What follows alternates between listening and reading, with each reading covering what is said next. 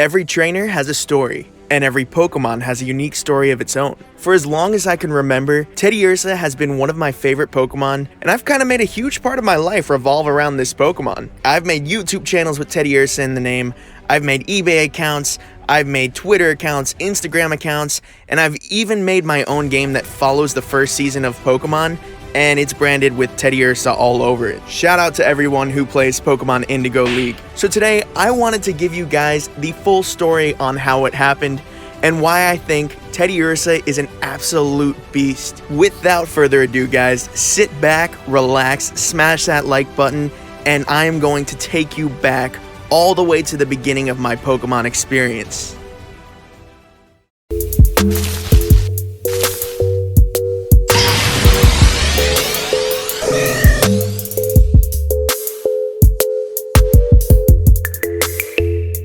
I've been a Pokemon fan for quite some time, and Pokemon has been a huge part of my life. But to understand how I started to love Teddiursa, we're gonna have to go back all the way to the year 2000. Yeah, I was a little late. I didn't start playing Pokemon until the second generation, and that's why till this day the second generation kinda hits home for me. It's my favorite generation out of all the games, and I even like Heart Gold and Soul Silver almost a little bit more. I think they were the best remakes that have been made yet. I remember this day so specifically. I was sitting on my couch and I saw a commercial for Pokemon. In the commercial, I remember this kid walking down the street with a Pokeball in his hand and there was some rock music playing in the background. I thought it was so badass that I needed to get in on the action and figure out what's actually going on here. Right after that, I was pretty much hooked, especially with this guy with a really deep, intriguing voice saying triumph, victory. I was literally sitting on my couch all day, jumping up and down. I was going nuts because I thought this was game over. I was going to be the best player ever. Pretty much that whole day was spent watching Pokemon videos. Or actually it was WB Kids and I was watching Pokemon episodes. Yeah, that kind of happened. And I remember waiting for my dad to get home, and right when he got home, I pretty much bombarded him with saying, we need Pokemon, I want to get Pokemon. So I must have been nagging him because that day we went to a pawn shop. And I remember this specifically because we didn't actually go to a GameStop or we didn't go to a gaming store. We went specifically to a pawn shop. So imagine walking into a pawn shop, any regular pawn shop, and you see all these game consoles that have been used and returned or been used and sold to the pawn shop so they can resell them. And there I saw it, the Game Boy Color. It's time for the moment you've been waiting for.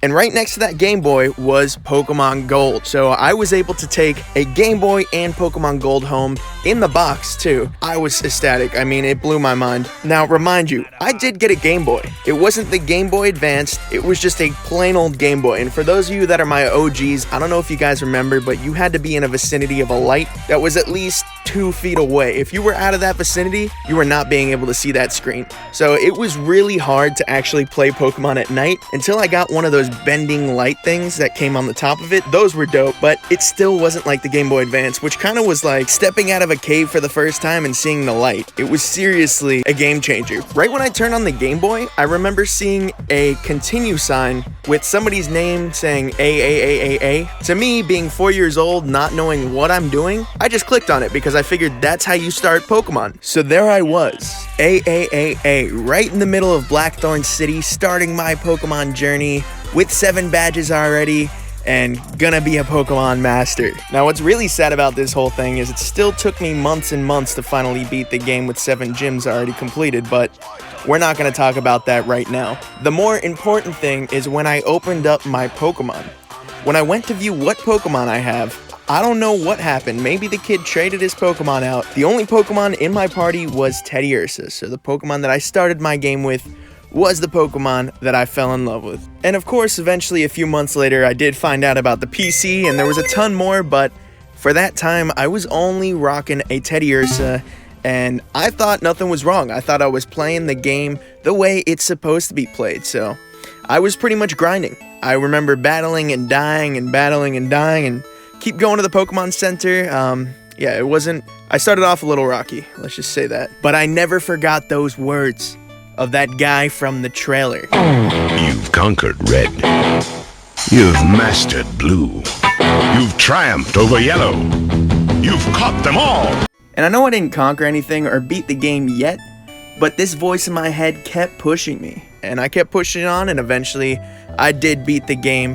Yeah, that was how I found out about Teddiursa. But even after that whole experience, I still wasn't really involved in Pokemon. I liked it, but I wasn't diehard. It wasn't until Crystal I played, but really what got me really into the franchise was when Ruby and Sapphire came out, and I destroyed Sapphire.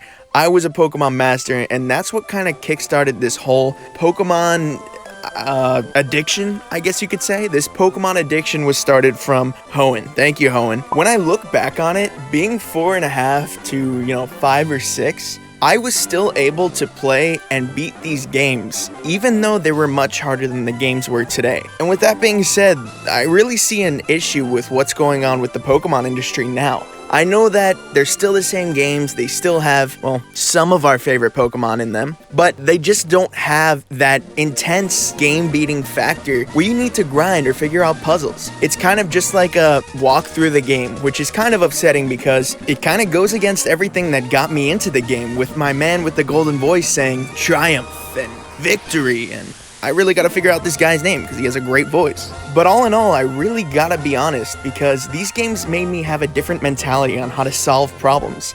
I was able to solve puzzles and look at things differently, and I think we're going in a really bad direction if we continue to make these games easy and kind of brainless. But I really don't want to end this video on a negative note. We'll save that for another topic. All I want to say is thank you so much for watching. If you like this video, make sure to give it a like and subscribe. It really helps me a lot. And I was saying before that every trainer and every Pokemon has their own story. I'd love to hear your story. If you guys have any specific things that you'd like to say down below, tell me who your favorite Pokemon is and how it came to be. For example, my brother, his favorite Pokemon is Slugma. How? I have no idea, but everybody is different. As always, Pokemon fans, take it easy and peace out.